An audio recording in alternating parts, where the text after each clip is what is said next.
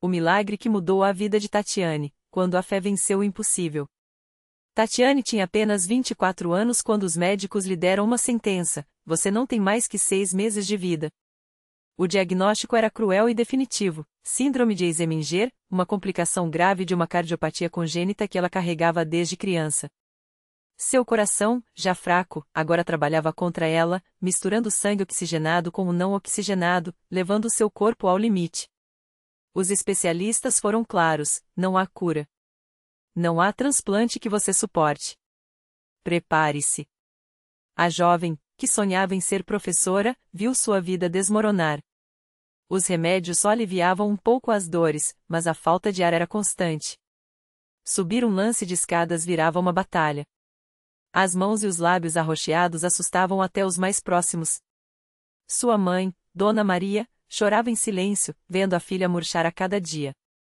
Meu Deus, por que minha filha? Ela repetia, enquanto Tatiane, mesmo com medo, tentava manter a fé. Mas havia um problema ainda maior: a desesperança. Tatiane havia frequentado outras igrejas, mas nunca sentirá uma mudança real. Até que, certo domingo, enquanto assistia à TV em casa, um programa chamou sua atenção. Era o Bispo Macedo, na Igreja Universal do Reino de Deus, falando sobre milagres através da fé. Deus não muda as circunstâncias, Ele muda pessoas. E quando a pessoa muda, tudo muda. Aquelas palavras ecoaram em seu coração como um chamado. Mãe, eu vou naquela igreja. Disse Tatiane, com um fio de voz, mas com uma determinação que surpreendeu até ela mesma. O primeiro passo, chegando à Igreja Universal. No domingo seguinte, Tatiane e Dona Maria entraram na Universal pela primeira vez. O ambiente era diferente: pessoas orando com fervor, louvores emocionados, pastores atendendo com urgência espiritual. Ela sentiu algo estranho, uma paz que não fazia sentido, dado o caos em que vivia. Na primeira reunião, o pastor perguntou: alguém aqui precisa de um milagre? Tatiane levantou a mão trêmula. Quando contou sua história, as lágrimas caíram sem controle. O pastor a olhou nos olhos e disse: filha, Deus não te trouxe até aqui para te abandonar. Você vai sair daqui curada, mas tem que crer de verdade. Não é religião, é fé em ação. Ela não entendia muito, mas algo dentro dela acendeu. A corrente de oração e a fogueira santa. Tatiane começou a frequentar todas as reuniões, as correntes de oração às terças e sextas, os cultos de libertação, as vigílias de madrugada. Os pastores oravam por ela com unção forte, impondo as mãos, ungindo-a com óleo consagrado, quebrando maldições de doença em nome de Jesus. Saia, espírito de morte. Em nome de Jesus, este coração será restaurado. Gritava o pastor, enquanto Tatiane sentia algo sair dela, como se um peso fosse arrancado. Ela também participou da Fogueira Santa de Israel, uma campanha de fé onde os fiéis escrevem seus pedidos e queimam em um ato simbólico de entrega a Deus. Tatiane escreveu: Senhor, eu entrego meu coração nas tuas mãos. Se é da tua vontade, me cura. Mas se não for, me dá forças para enfrentar. E jogou o papel nas chamas, chorando como nunca. Os pastores ensinavam: fé sem obras é morta. Você tem que agir na sua fé. Então, Tatiane começou a dar o dízimo e ofertas, mesmo com a família em dificuldade financeira. Se Deus é dono de tudo, Ele vai me sustentar, ela repetia para si mesma. O dia do milagre. 3 meses depois, em uma reunião de libertação, algo extraordinário aconteceu. Tatiane estava no altar, de joelhos, quando o pastor começou a orar por ela com uma autoridade espiritual que abalou o lugar. Em nome de Jesus, eu determino que os vasos do coração desta jovem sejam reconstruídos. Que o sangue flua puro, que a vida volte a correr nela. De repente, Tatiane sentiu um calor intenso no peito, como se mãos invisíveis estivessem remendando algo dentro dela. Ela caiu no chão, não de fraqueza, mas de uma paz tão grande que não conseguia se levantar. Quando abriu os olhos, o pastor estava sorrindo. Levante, filha. Você está curada. Ela se levantou sem falta de ar. Seu rosto, antes arroxeado, estava rosado. As mãos, que antes ficavam azuis com o menor esforço, estavam normais. O coração, que antes batia descompassado, agora latejava forte e firme. Glória a Deus! Gritou a congregação. No dia seguinte, Tatiane foi ao médico.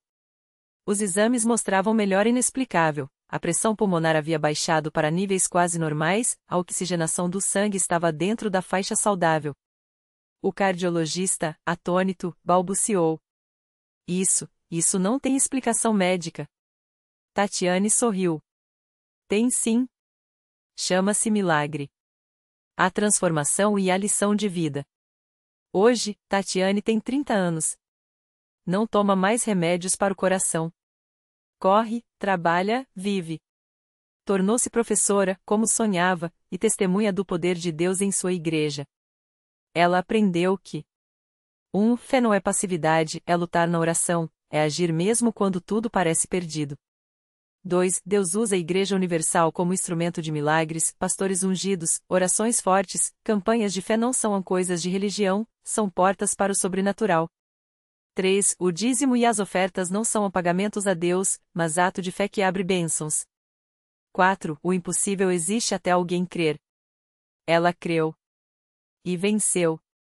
Toda vez que sobe ao altar para dar seu testemunho, ela diz a mesma coisa. Se Deus fez por mim, Ele pode fazer por você. Não desista. A sua vitória está na próxima oração. E a multidão, emocionada, CRE em milagres outra vez. A vida de Ana não parou no milagre. Ela sabia que Deus a havia poupado para algo maior. E foi assim que, certo dia, enquanto ensinava na escola onde trabalhava, notou uma aluna quieta, sempre de cabeça baixa. A menina, de apenas 12 anos, se chamava Sofia e carregava um peso invisível. Os professores achavam que era timidez, mas Ana reconheceu aquele olhar era o mesmo que ela tinha antes do milagre, medo, desespero, como se o mundo estivesse desabando. Um dia, após a aula, Ana se aproximou com carinho. Sofia, tudo bem? Posso te ajudar em algo? A menina hesitou, mas então as lágrimas vieram. Entre soluços, contou que os médicos haviam descoberto um tumor raro em sua coluna. A família já não tinha mais dinheiro para o tratamento, e os médicos davam poucas esperanças. Eles disseram que eu posso ficar paralisada, ou pior, confessou, com a voz trêmula. Ana não titubeou. Abraçou a menina e disse com firmeza. Você vai sarar. Deus já tem a sua vitória preparada. Naquela mesma noite, Ana levou Sofia e sua mãe à CCB. O pastor, ao ouvir a história, chamou a menina ao altar. A igreja inteira se uniu em oração, mãos levantadas, vozes clamando, fé contagiando o ar. Sofia, assustada no início, sentiu algo estranho, um calor percorreu seu corpo, como se uma luz a envolvesse. Quando o pastor impôs as mãos sobre ela, a menina caiu no chão, não de dor, mas de uma paz tão profunda que nunca havia sentido. Os exames seguintes deixaram os médicos boquiabertos. O tumor, que antes crescia agressivamente, havia sumido. Não havia explicação médica. A mãe de Sofia chorava abraçada à filha. Eles disseram que era impossível, mas Deus fez. Sofia, que antes mal conseguia andar sem dor, agora corria pelo pátio da escola, brincava, vivia. E Ana, com os olhos brilhando, sabia. Aquele era mais um sinal de que Deus usa pessoas comuns para fazer coisas extraordinárias. Hoje, Sofia é adolescente e sonha em ser médica. Quero salvar vidas, como Deus salvou a minha, diz ela, sempre acompanhada de Ana nos cultos. As duas se tornaram um símbolo na igreja, a professora que não desistiu e a aluna que provou que milagres não são lendas. E toda vez que Sofia sobe ao altar para testemunhar, ela repete as palavras que ouviu de Ana anos atrás. Se Deus fez por mim, Ele pode fazer por você. A fé não é teoria, é ação. Venha à igreja, ore, creia. Sua história também pode mudar. E assim, a cada testemunho, mais corações se inflamam. Porque na CCB, não são apenas histórias que se repetem, são vidas que se transformam, uma após a outra, provando que, onde há fé, o impossível se rende. Naquela mesma igreja, em um domingo de manhã, enquanto Sofia terminava seu testemunho, um homem chamado Carlos sentou-se nos últimos bancos, com os olhos fixos no chão. Ele havia chegado ali arrastado pela esposa, depois de anos ouvindo seus pedidos para que fosse ao culto. Mas Carlos não acreditava em milagres. Sua vida era um amontoado de dívidas, vícios e desespero. Se Deus existe, por que não me ajuda? Pensava, amargurado. Foi então que o pastor, como se soubesse de seu coração partido, começou a pregar sobre a mulher do fluxo de sangue, aquela que, depois de 12 anos de sofrimento, tocou nas vestes de Jesus e foi curada. Ela não tinha mais nada a perder, disse o pastor. Só a fé. E foi isso que a salvou. Carlos sentiu algo estranho no peito. Era como se aquelas palavras fossem só para ele. Quando o apelo foi feito, ele continuou parado, lutando consigo mesmo. Mas então, do nada, lembrou-se das palavras de Sofia: sua história também pode mudar. E algo dentro dele se quebrou. Com lágrimas nos olhos, ele se levantou e foi até o altar. Não sabia orar direito, não conhecia a Bíblia, mas ali, de joelhos, balbuciou: Senhor, se o Senhor existe, me ajuda. Eu não aguento mais. Os irmãos o cercaram em oração. Alguns colocaram as mãos em seus ombros, outros apenas choravam com ele. E então, algo aconteceu. Uma paz que ele nunca havia sentido invadiu seu coração. Não foi um raio, não foi um barulho, foi uma certeza quietinha, como se alguém tivesse sussurrado: você não está sozinho. Naquela noite, Carlos voltou para casa diferente. Jogou fora as garrafas escondidas no armário, pegou a Bíblia que a esposa lhe dera anos antes e começou a ler. Não entendeu tudo, mas uma frase saltou aos seus olhos: eis que faço novas todas as coisas. Nos dias seguintes, coisas impossíveis começaram a acontecer.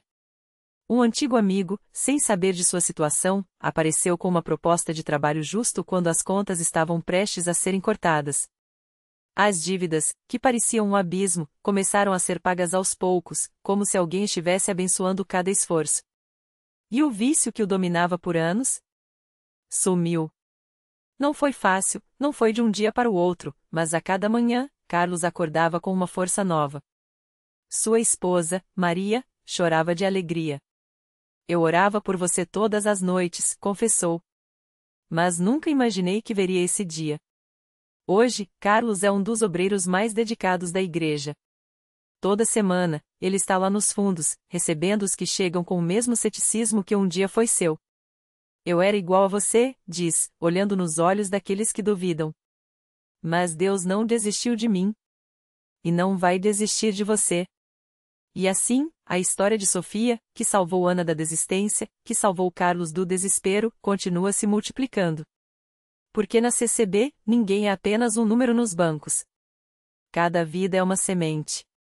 Cada testemunho, um chamado. E cada milagre, uma prova de que, quando Deus age, Ele não faz pelas metade. Carlos agora entende por que Sofia repetia aquelas palavras no altar. Não era só um convite, era uma verdade que ele mesmo viveu: se Deus fez por mim, Ele pode fazer por você. E essa certeza, passada de coração em coração, é o que mantém a igreja viva, pulsante, cheia de gente que já foi quebrada, mas encontrou no altar a colagem que só o amor de Deus pode dar. A vida de Carlos mudou tanto que até seus antigos amigos da rua notavam a diferença. Um dia, enquanto ele distribuía folhetos na porta da igreja, um deles, o Zé, parou o carro e gritou: Ei, Carlos! Tu tá brincando, né? O cara que bebia até cair agora tá de gravata e Bíblia. Carlos sorriu, sem pressa, e respondeu: Não tô brincando, irmão. Vem aqui dentro que eu te conto como Deus me tirou do fundo do poço.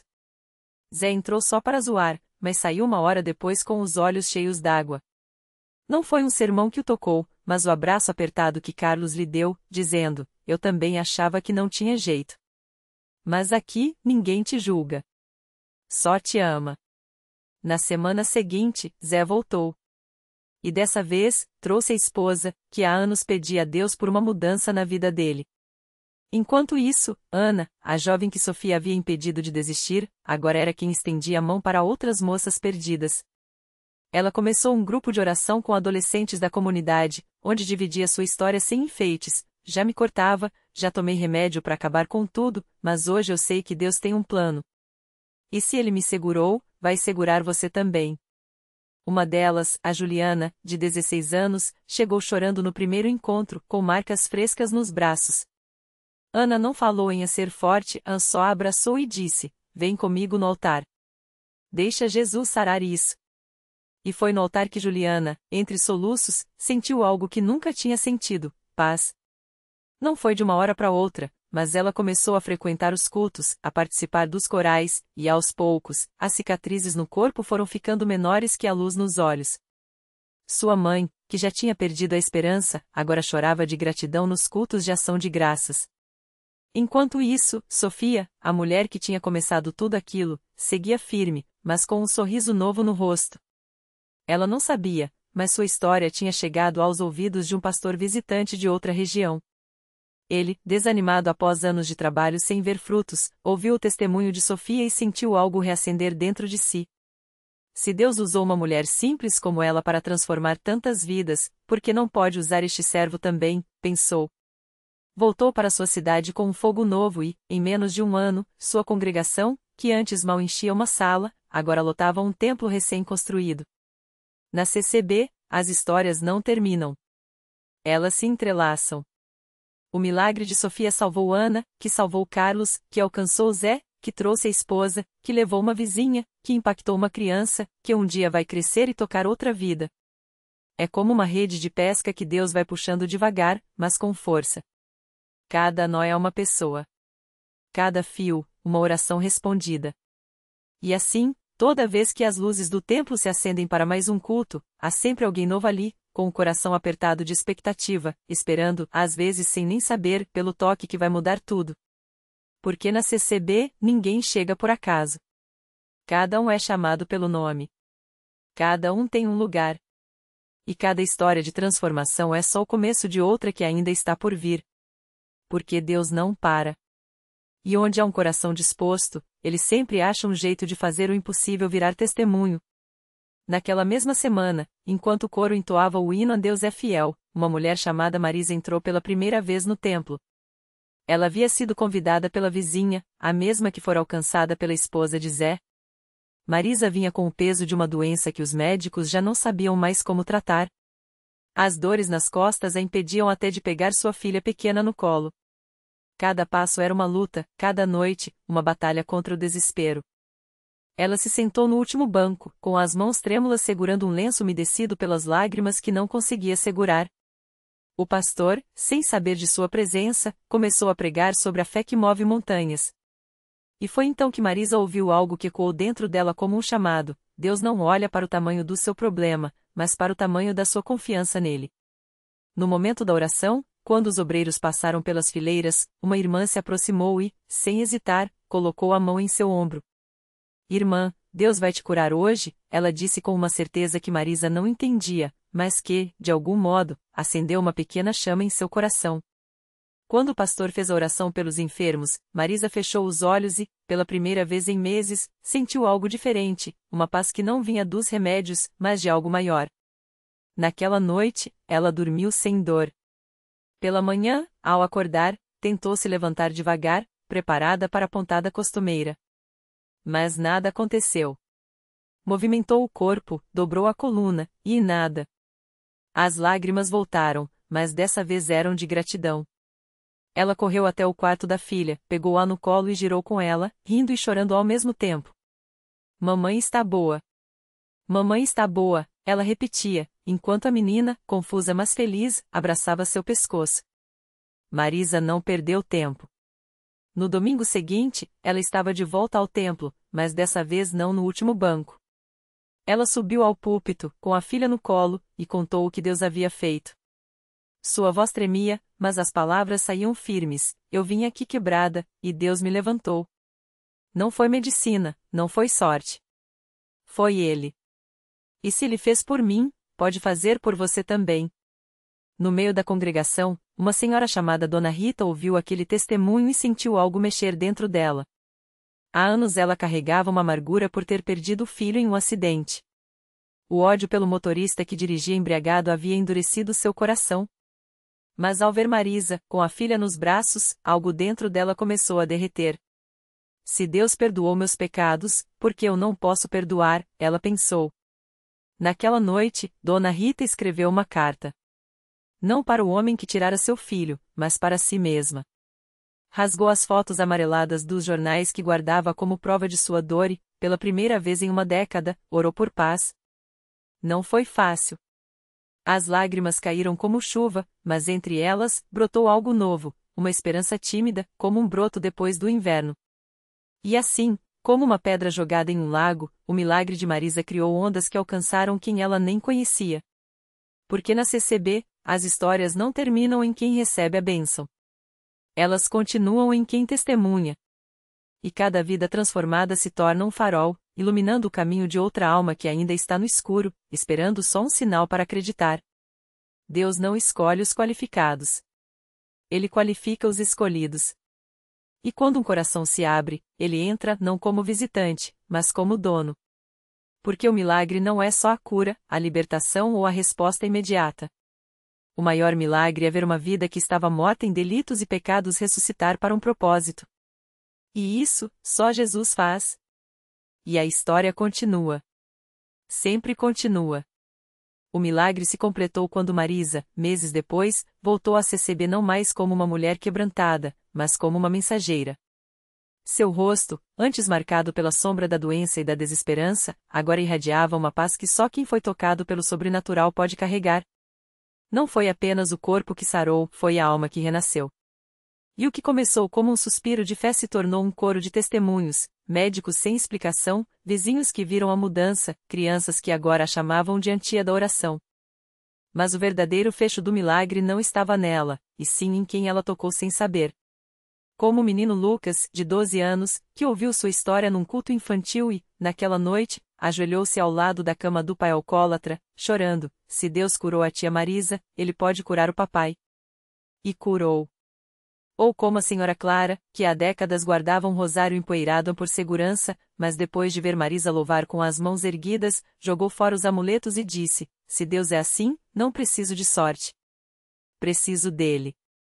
Reflexão final: o milagre nunca é só para quem o recebe. É uma semente plantada no solo árido da dúvida, regada com lágrimas de gratidão, que um dia brota em muitas outras vidas. Deus não precisa de plataformas, ele usa vasos quebrados para derramar sua glória.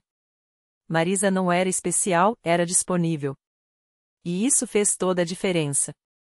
Lição de vida: se você está esperando um sinal, aqui está. O milagre começa quando você para de questionar se Deus pode e passa a perguntar como Deus quer usar você. Porque a maior cura não é a ausência de dor, mas a presença dele, transformando cinzas em beleza, medo em fé e vidas comuns em histórias eternas. E a história continua. Sempre continua.